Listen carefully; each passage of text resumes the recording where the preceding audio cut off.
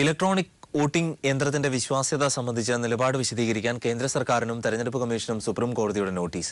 May 8-നകം മറുപടി നൽകണം. മായാവതിയുടെ Bahujan Samajwadi party നൽകിയ ഹർജിയിലാണ് നോട്ടീസ്. യന്ത്രത്തോടൊപ്പം വോട്ടിംഗ് സ്ലിപ്പും ഉൾപ്പെടുത്തണം എന്ന് മായാവതി ആവശ്യപ്പെട്ടു.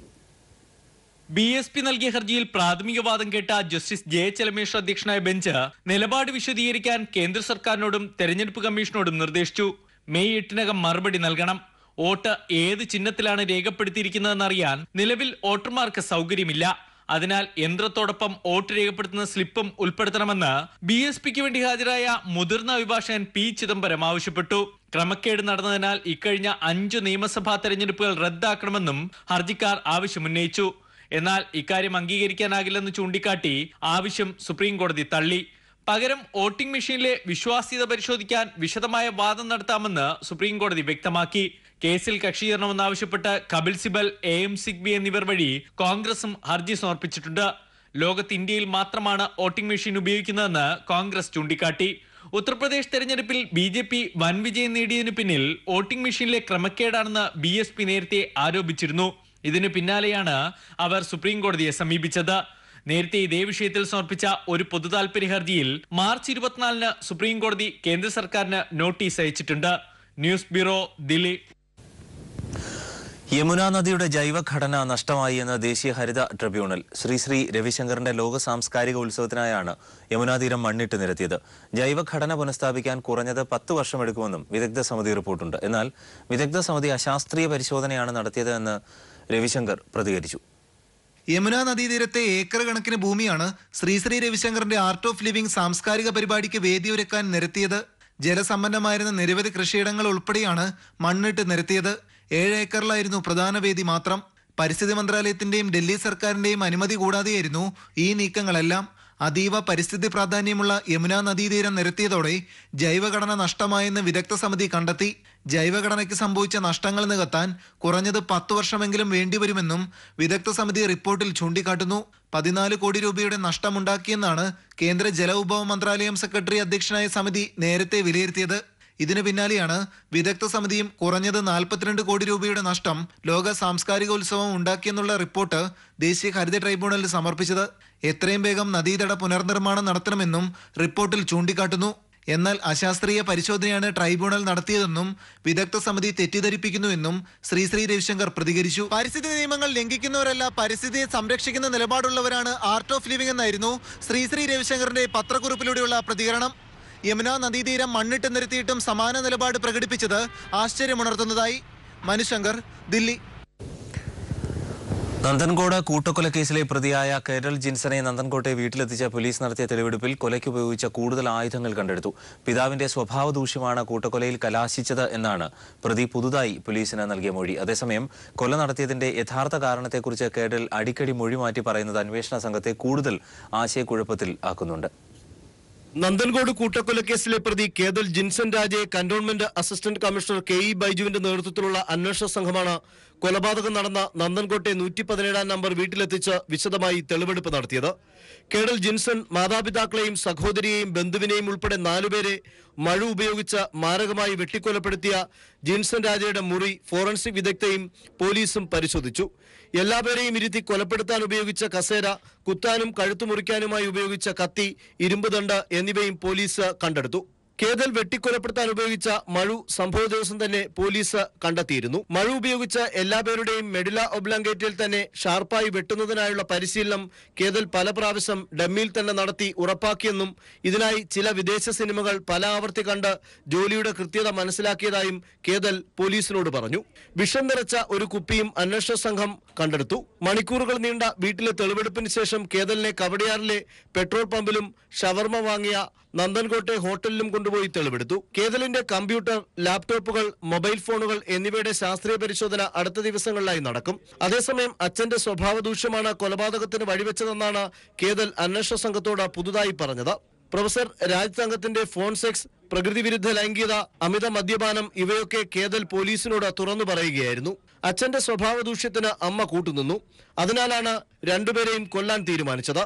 സഹോദരി അനാഥ ആകുമെന്നതിനാൽ കരോളിനെയും കൊന്നുവെന്നും കേതൽ മൊഴി നൽകി. കേതൽ ഒളിവിൽ പോയ ചെന്നൈയിലും ഇയാളെ തെളിവെടുപ്പിനായി കൊണ്ടുപോകും. എന്നാൽ കേതൽ അടിക്കടി മൊഴിമാറ്റുന്നത് അന്വേഷണ ഉദ്യോഗസ്ഥരെ ആശയക്കുഴപ്പത്തിലാക്കിയിരിക്കുന്നു. Sunil Arimanoor, news bureau, Thiruvananthapuram. മൂന്നാറിൽ നിയമം ശക്തമായി നടപ്പാക്കുമെന്ന് CPI സംസ്ഥാന സെക്രട്ടറി കാനം രാജേന്ദ്രൻ. കയ്യേറ്റക്കാരെ ഒഴിപ്പിക്കുക തന്നെ ചെയ്യുമെന്നും കാനം തിരുവനന്തപുരത്ത് പറഞ്ഞു. കയ്യേറ്റം ഒഴിപ്പിക്കാനെത്തുന്ന ഉദ്യോഗസ്ഥരെ തടയുന്നവർക്കെതിരെ മുഖ്യമന്ത്രി നടപടിയെടുക്കണമെന്നും ആവശ്യപ്പെട്ടു. അതിരപ്പള്ളി പദ്ധതി നടക്കാത്ത പദ്ധതിയാണെന്നും കാനം പറഞ്ഞു. മൂന്നാർ വിഷയത്തിൽ CPIക്ക് ഒരു നിലപാടും CPMന് ഒരു നിലപാടും ഇല്ല. LDFന് ഒരു നിലപാടേ ഉള്ളൂ. ആ നിലപാടിനെതിരായിട്ട് മന്ത്രിമാരോ അതുപോലെ തന്നെ MLAമാരോ സ്വന്തം കക്ഷിയിൽപ്പെട്ടവരോ എന്തെങ്കിലും നിലപാട് സ്വീകരിക്കുന്നുണ്ടെങ്കിൽ അതിന് പരിഹാരം ഉണ്ടാക്കേണ്ടത് സംസ്ഥാന മുഖ്യമന്ത്രിയാണ്. ഒരു ക്യാബിനറ്റ് മന്ത്രി അവിടെ പോയി ഈ തീരുമാനങ്ങൾക്കെല്ലാം എതിരായി പറയുന്നുണ്ടെങ്കിൽ അത് മുഖ്യമന്ത്രിയുടെ ശ്രദ്ധയിൽ ഞങ്ങൾ പെടുത്തും. കൂത്തുപറമ്പ് പോലീസ് വെടിവയ്പിൽ പരിക്കേറ്റ് ശയ്യ അവലംബിയായ പുഷ്പന് സംസ്ഥാന സർക്കാരിന്റെ സാന്ത്വനം. ഇലക്ട്രിക് വീൽചെയർ, ഇലക്ട്രിക് കട്ടിൽ, സംഭാഷണങ്ങൾ രചനകളാക്കി മാറ്റാവുന്ന പേഴ്സണൽ കമ്പ്യൂട്ടർ എന്നിവ സംസ്ഥാന സാമൂഹ്യ സുരക്ഷാ മിഷൻ പുഷ്പന് ലഭ്യമാക്കി. പാനൂർ മേനപ്പുറത്തെ വീട്ടിലെത്തിയ മുഖ്യമന്ത്രി പിണറായി വിജയൻ ഇവ പുഷ്പന് കൈമാറി. 5 പേരുടെ മരണത്തിനിടയാക്കിയ കൂത്തുപറമ്പ് വെടിവയ്പിൽ ജീവിക്കുന്ന രക്തസാക്ഷിയാണ് പാനൂർ മേനപ്പുറം പുതുക്കുടി പുഷ്പൻ. വെടിയേറ്റ് ശരീരം തളർന്ന പുഷ്പൻ നിശ്ചയദാർഢ്യം കൊണ്ട് മാത്രം അതിജീവന പാതയിലാണ്. ശരീരം തളർന്നെങ്കിലും മനസ്സിന്റെ കരുത്ത് ജീവിതത്തിലേക്ക് പ്രതീക്ഷ നൽകി. പുഷ്പന് സഞ്ചാരത്തിനും എഴുതുന്നതിനുമുള്ള ഇലക്ട്രോണിക് യന്ത്രസഹായം ലഭ്യമാക്കാൻ LDF മന്ത്രിസഭായോഗം തീരുമാനിച്ചു. തുടർന്ന് ഈ ദൗത്യം സാമൂഹ്യ സുരക്ഷാ മിഷനെ ചുമതലപ്പെടുത്തി. പ്രത്യേക ടെക്നിക്കൽ ടീം പുഷ്പനെ സന്ദർശിച്ച ശേഷമാണ് ആവശ്യമായ ഇലക്ട്രോണിക് ഉപകരണങ്ങൾ അമേരിക്ക, തായ്ലൻഡ് എന്നിവിടങ്ങളിൽ നിന്നും എത്തിച്ചത്. സാമൂഹ്യ സുരക്ഷാ mission director doctor Muhammad Asheel. സഞ്ചരിക്കാൻ വേണ്ടി നമ്മളിപ്പോൾ ചെയ്തിരിക്കുന്ന സംവിധാനം ഒരു US ബേസ്ഡ് ടെക്നോളജി, ഒരു US കമ്പനിയോട് കസ്റ്റമൈസ് ചെയ്തിട്ടാണ് ഈ വീൽ ചെയർ ഉണ്ടാക്കിയത്, ഇലക്ട്രോണിക് വീൽ ചെയർ ഉണ്ടാക്കിയത്. അപ്പോൾ അതിൻ്റെ ജോയ്സ്റ്റിക്ക് ഈ ഒരു മൂവ്മെൻറ്റ് കൊണ്ട് മുമ്പോട്ടും പുറകോട്ടും എല്ലാം സൈഡിലേക്ക് എടുക്കാൻ പറ്റാവുന്ന രീതിയിൽ ചിഹ്നോണ്ട് ഓപ്പറേറ്റ് ചെയ്യുന്ന രീതിയിൽ സംവിധാനിച്ചിട്ടുള്ളത്. ഒരു സ്വാശ്രയത്വം കൈവരിക്കാൻ വേണ്ടിയാണ് അത് സംവിധാനം ചെയ്തിരിക്കുന്നത്. പുഷ്പന് ആവശ്യമായ എല്ലാ സഹായങ്ങളും തുടർന്നും സർക്കാർ ലഭ്യമാക്കുമെന്ന് മുഖ്യമന്ത്രി പിണറായി വിജയൻ പറഞ്ഞു. സഹായം കൂടുതലായിട്ട് വേണ്ടി വരുന്നുണ്ടെങ്കിൽ അറിയിച്ചാൽ അതിനാവശ്യമായ സഹായം ചെയ്തു തരികയും ചെയ്യാം. സോഷ്യൽ സെക്യൂരിറ്റി മിഷനെയും വകുപ്പ് മന്ത്രി എന്ന നിലയ്ക്ക് ശൈലജ ടീച്ചറെയും ഹാർദമായി അഭിനന്ദിക്കുന്നു. ഇലക്ട്രോണിക് വീൽ കസേര, ഇലക്ട്രോണിക് കട്ടിൽ, സംഭാഷണം എഴുത്തിലേക്ക് മാറ്റാൻ സാധിക്കുന്ന സാങ്കേതിക വിദ്യയോടുകൂടിയ കമ്പ്യൂട്ടർ എന്നിവയാണ് പുഷ്പന് ലഭ്യമാക്കിയത്. 7 ലക്ഷം രൂപയുടെ ഉപകരണങ്ങളാണിത്. പുഷ്പന് സ്വന്തം നിലയിൽ ഇവ പ്രവർത്തിപ്പിക്കാനാകും. ആരോഗ്യമന്ത്രി KK Shailaja, AN Shamseer MLA, CPIM Kannur ജില്ലാ secretary P Jayarajan, doctor Muhammad Asheel തുടങ്ങിയവരും ചടങ്ങിൽ സംബന്ധിച്ചു. News bureau, Kannur. കനത്ത കുടിവെള്ളക്ഷാമത്തിൽ മലയോരം. ഇടുക്കിയുടെ കുടിയേറ്റ ചരിത്രത്തിൽ ഇതുവരെ അനുഭവപ്പെടാത്ത കുടിവെള്ളക്ഷാമത്തിനാണ് ഹൈറേഞ്ച് സാക്ഷ്യം വഹിക്കുന്നത്. ജനങ്ങൾ കുടിവെള്ളത്തിനായി നെട്ടോട്ടം ഓടുമ്പോൾ ഇവർക്ക് കൈത്താങ്ങാവുകയാണ് മലയോരത്തെ രാജാക്കാട് പഞ്ചായത്ത്. മലയോര മേഖലയിലേക്കുള്ള കർഷകരുടെ കുടിയേറ്റ കാലത്തിന് ശേഷം അനുഭവപ്പെടുന്ന കനത്ത കുടിവെള്ളക്ഷാമത്തിന് പരിഹാരവുമായാണ് രാജാക്കാട് പഞ്ചായത്ത് രംഗത്തു വന്നിരിക്കുന്നത്. പഞ്ചായത്തിലെ 13 വാർഡുകളിലും വാഹനങ്ങളിൽ കുടിവെള്ളം എത്തിച്ചാണ് പഞ്ചായത്ത് ജനങ്ങൾക്ക് കൈത്താങ്ങാവുന്നത്.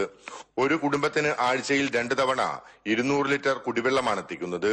ഇതോടെ കുടിവെള്ളക്ഷാമത്തെ തുടർന്ന് സ്വകാര്യ വ്യക്തികൾ കുടിവെള്ളം എത്തിച്ച് അമിതവില ഈടാക്കി വന്ന ചൂഷണവും പഞ്ചായത്തിന്റെ ഇടപെടലോടെ അവസാനിച്ചു. അതിരൂക്ഷമായ കുടിവെള്ളക്ഷാമം നേരിടുന്ന രാജാക്കാട് ഗ്രാമപഞ്ചായത്തിൽ ഭരണസമിതിയുടെ നേതൃത്വത്തിൽ കഴിഞ്ഞ 5-ാം തീയതി മുതൽ കുടിവെള്ള വിതരണം തുടങ്ങിയിരിക്കുകയാണ്. പഞ്ചായത്തിന്റെ എല്ലാ ഭാഗത്തും ജനപ്രതിനിധികൾ എല്ലാവരും എടുത്ത കൂട്ടായ തീരുമാനത്തിന്റെ അടിസ്ഥാനത്തിൽ വാർഡുകളിൽ എല്ലാ സ്ഥലങ്ങളിലും കുടിവെള്ളം എത്തുന്നതാണ്. കനത്ത വരൾച്ചയിലും നീരൊഴുക്ക് നിലയ്ക്കാത്ത NR സിറ്റിയിലെ തങ്കച്ചന്റെ കുഴൽക്കിണറിൽ നിന്നാണ് പഞ്ചായത്തിലെ ജനങ്ങളുടെ ദാഹമകറ്റാൻ പഞ്ചായത്ത് വെള്ളമെടുക്കുന്നത്. കുടിവെള്ള പ്രതിസന്ധി മറികടക്കാൻ രാഷ്ട്രീയം മറന്നുള്ള കൂട്ടായ്മയും പഞ്ചായത്തിലുണ്ട്. News bureau, Idukki. വിഷു ദിനത്തിനൊരുങ്ങി ശബരിമല. വിഷുക്കണി കാണാനും കൈനീട്ടം സ്വീകരിക്കാനും ആയിരക്കണക്കിന് ഭക്തരാണ് ശബരിമലയിൽ എത്തുന്നത്. നാളെ പുലർച്ചെ 3 മണിക്കാണ് വിഷുക്കണി. തുടർന്ന് മേൽശാന്തി ഭക്തർക്ക് വിഷുക്കൈനീട്ടം നൽകും. മകരമണ്ഡല കാലത്തിന് സമാനമായ തിരക്കാണ് വിഷുവിന് ശബരിമലയിൽ. മലയാളികൾക്ക് പുറമെ മറ്റ് ദക്ഷിണേന്ത്യൻ സംസ്ഥാനങ്ങളിൽ നിന്നും നിരവധി ഭക്തരാണ് എത്തുന്നത്.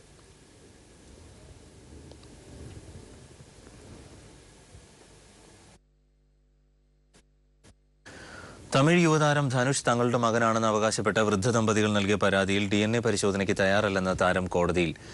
ഒന്നും ഒളിക്കാനില്ല, എന്നാൽ DNA പരിശോധനയ്ക്ക് വിധേയനാകാനില്ല എന്നും നടൻ കോടതിയെ അറിയിച്ചു. തന്റെ ആത്മാർത്ഥതയെയും സ്വകാര്യതയും ആർക്കും ടെസ്റ്റ് ചെയ്യാനാകില്ല, ഒന്നും ഒളിക്കാനുമില്ല എന്ന് ധനുഷ് പറഞ്ഞു. എന്നാൽ പരിശോധനയ്ക്ക് തയ്യാറല്ല എന്നാണ് ധനുഷ് നേരത്തെ അറിയിച്ചിരുന്നത്.